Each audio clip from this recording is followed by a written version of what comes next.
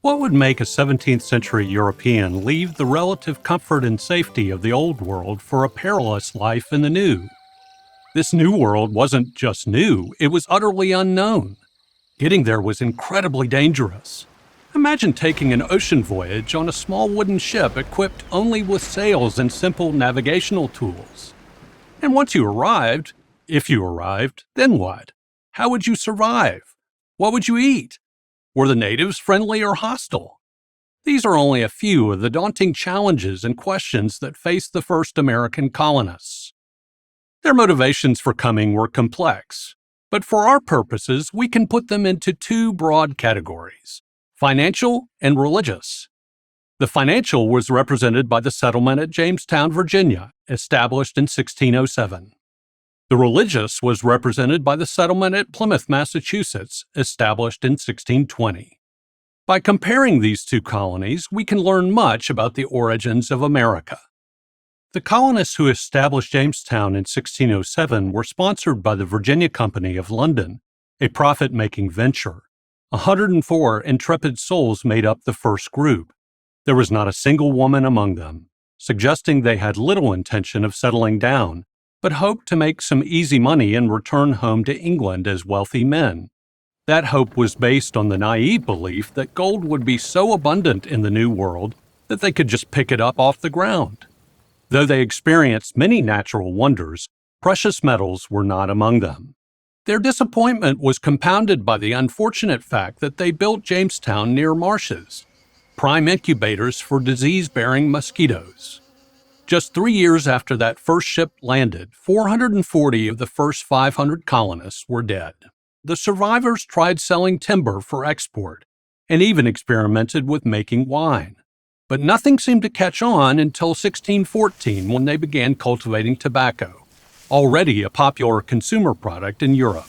By 1617, a visitor to Virginia observed that the small colony's streets and all other spare places are planted with tobacco. Harvesting the broad, brown-leafed plant was labor-intensive, but as the century progressed, the Virginians came to rely more and more on slave labor, already being utilized on English sugar plantations in the Caribbean. The Jamestown colonists were Christians, and one of the first things they did was set up a church, the earliest Protestant church in North America. But faith did not fuel the colonists' ambition. Profit did. By contrast, the Plymouth colonists came seeking religious freedom. They were separatist Christians, meaning they believed that the Church of England, the nation's official denomination, had become fatally corrupt. True Christians, they believed, should separate from the national church and form their own congregations. But doing this was illegal in the British Isles. Violently persecuted for their beliefs, these separatists fled their homeland for the more tolerant Netherlands. Ironically, the Dutch proved to be too tolerant, that is, too secular for these pilgrims. Many decided that to practice their religion successfully, they had to make a clean break with the Old World. They arrived on the Massachusetts coast in 1620. Before stepping on land, the Plymouth colonists signed the Mayflower Compact, named for the ship that carried them across the ocean. The compact, as short and simple as it was, reflected the religious fervor of the colony, declaring as its priority the glory of God and advancement of the Christian faith. It also reflected the idea, a bold one at the time, that ordinary people could join together to govern themselves. As with Jamestown, the Plymouth colonists were entering a land inhabited by Native Americans. The colonists endured their own hardship. That first winter, 45 out of 102 settlers perished. Relations between the new arrivals and the Indians were harmonious and remained so for many years. The nearby Wampanoag tribe taught the colonists how to farm and hunt in the area.